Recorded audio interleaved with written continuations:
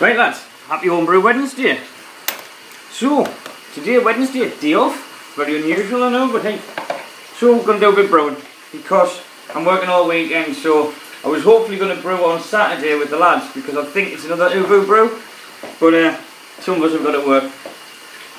So what we're brewing, it is going to be, it's a bit of a revisited. It was the first all grain I did, and I've kind of tweaked it and played with it a little bit, and it's going to be a pale ale, come kind of a bit of a bitter. So what we got, it's 5 kilo Marisota, 300 grams of crystal and 150 grams of the terrified wheat. Hop additions, 30 grams of East Kent Goldens, 60 minutes, 15 grams of Fuggles, 30 minutes, 10 grams of Fuggles for 15 minutes, 10 grams of Fuggles for 10 minutes, and 10 grams of Fuggles at flame out. It's going to be a 60-minute mash. What I'll do is, see, this is where things are going to change a bit as well. To try and, sorry about that noise, me filling my boiled pot up. To try and sort out this problem I've got with the mash, I'm going to start the temperature at 60 and then mash in, and then obviously I can flick the electric back on and just bring it up to get to 66, mash for 60 minutes, then turn it back on again, recirculate and raise the temperature up to 73 for a mash out. I seem to have been rushing it a little bit and trying not to have the mash last too long, and see, the more I look into it, the more that doesn't really matter. Doesn't matter if it takes us 2 hours to mash, as long as I can get my temperatures right. I might get a little bit, obviously a bit of stringy taste if you over sparge, but I don't think you get that from over mashing. And on the grounds I'm doing a boil in the bag setup, and don't sparge. Give us 2 seconds to turn this off. Sorry, I don't want to have to edit it and everything, that's why I just have to walk away. So, as I say, I won't be doing that, I don't do sparge, so I don't think I should get any off flavours, but hey, we're going to find out. The last all grain, which was the last Uvu brew day, which seems most of us were doing our SJ Pour challenges, that's doing fine. It's just sitting bubbling away. I had it in with the heater in it for 7 days, and then I've taken the heater out now, and it'll stay sands for 7 days without the heater in, then I'll get racked over. I have got some bottles that I've bottled the same weekend as I did the SJ Pour, which I'm probably going to show you in a bit, because one of them's gone really cloudy, and I mean it just doesn't seem to be settling out at all. But again, I rushed that through because I needed the fermenters, because I'm down to 2 fermenters now through one thing and another, so I'm going to have to get a couple more fermenters because I can't be working with 2 fermenters. It's absolutely ridiculous. I've always got at least, well, I've got one full all the time because I brew every week, so, and I need to be doing more than that. I need to be doing 2 so I don't have to brew every week. I want to get a few so I can get some bottles, because at the moment I've got no bottles of beer left. I'm horrifying. Just be careful what you're about to see. That's what I've got to drink. Hey, that's life. I've got 80 bottles through there that aren't ready to drink yet. I've got 40 pints over there which I won't be getting drank at all because that's the SJ. Another 40 pints brewing on today. That's going to take, what, a month, maybe a bit longer, maybe 6 weeks before that's drinkable. So I'm not even going to probably bother having a beer while I brew, because it just upsets us, the fact that I'm drinking that rubbish while I've got perfectly good beer that's just not quite ready yet. So we're I'm going to leave that there for the time being, and I'm going to piece in a review of the Wilco's Pilsner kit that I hopped up. So you can have a little watch of that. I'm going to get cracked on with this, and I'll probably come back and have a chat with you in a bit. In a bit, boys. Right lads, confession. We said I was going to review the hopped lager. Just realised I'm 3 pints in and that's the last one. I just went to put some more in the fridge, and well, there isn't any more to go in the fridge, so I'm very sorry. I'm going to have to do a quick review on it as is.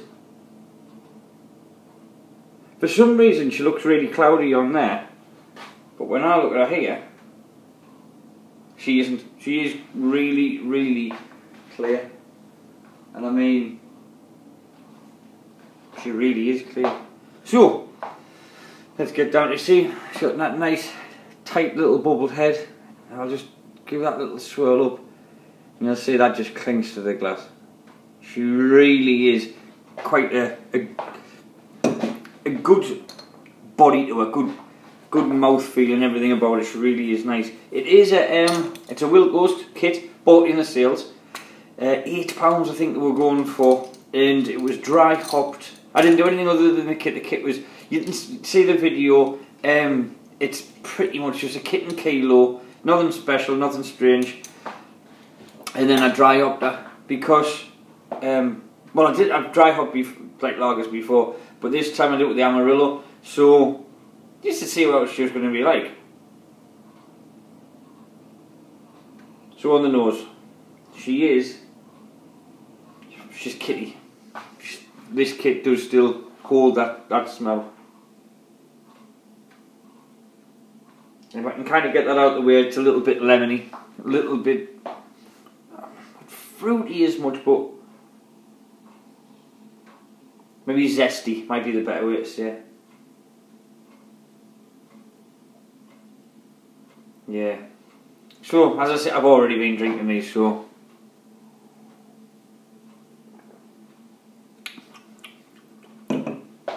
yeah, she's very refreshing.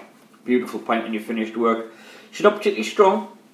I didn't brew it strong. I brewed it to about, I think she's about 4.5%. I'm not big on keeping, you know, how strong a beer is. I don't label bottles up to see how strong they are. I'll label them up to see it's lager, hop lager, whatever it is, but I don't ever write on whatever the strength is, because most of these beers, which are in that end of the store, are just quaffing beer for when I finish work, because I don't want to waste a nice stout or a port or anything when I've just finished work. So I need this back to review. Yeah, the Amarillo comes through really well. She, I think that personally the Cascade's better, because you've got it's strong. It's got more of that, more lemony, more zesty, more grapefruity type of refreshment with it. Where this is nice all the same, but it's just not as strong. I would have liked a little bit more to be there. And also, it's very off-putting the fact that it's got that kitty smell to it. So, to sum it up, will I use Amarillo to dry hop a lager again? Yes, definitely. Because that will be one of those that can just be sitting there for people who aren't into the strong, lemony, hoppy type of, you know, real hop head type flavours. Will I ever use a Wild Ghost Pilsner kit again? Only for propping a door open. Because I think a tin full of that would be good for propping the door open. Absolutely no good for drinking. And if anyone's done one out there and hasn't had this effect and it hasn't turned out really kitty, and it's not like I don't do kits. I've been doing kits for a long time, and I've done lots of cheap kits, and I've never, ever, ever for a long time had one that was this kitty. This is quite unbelievably how kitty it is. And it's not like it's green, it's not like it's fresh, it has been sitting around for a little bit, hence that nice little tight bubbled head. So,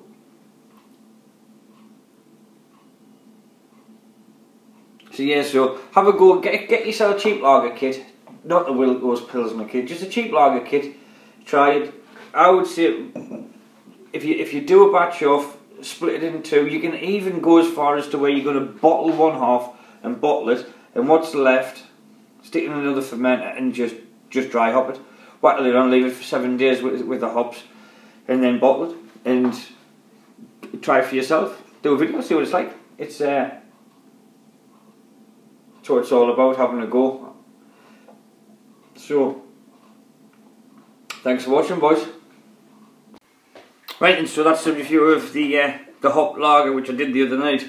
Just I didn't realise I'd drank it all. So this, see if you look at the top of that, that's really clear. If you get it further down, it is like swamp water. That is the one I was talking about. And see if you see how much sediment's already settled out the bottoms of them.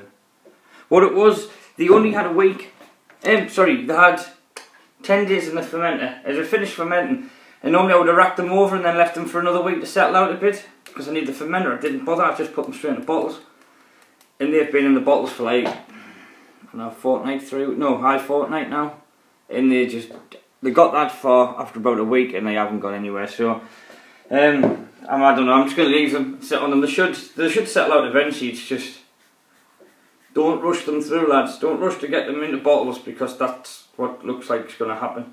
And the other thing is, when I bought the Fuggles, this time, I couldn't get the normal big bags of the leaf. I got one of these, and they're like a square block.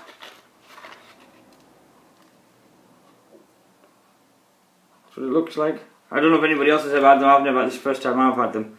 But when you cut through them, I don't know if that's picking that up. That's what it looks like, and it's all like in layers. So, they smell alright, but I've never used them before. I don't particularly like the look of it. I definitely don't like the price of it. So, I don't know, I don't think I'll be getting them again. It was, again, the brew shop I go to, in the Fuggles, that's all he had in. So, it was that or no Fuggles. And I'm starting to build up quite a mountain of hops. Even more so because I won the hop competition, and I've got them, and I have been looking into them. I don't want to just use them. I'm going to particularly find something they're going to really fit with. So that's me. I'm going to have to get cracking and get this brew on, or otherwise be another day wasted. So you enjoy yourselves, lads. See you later.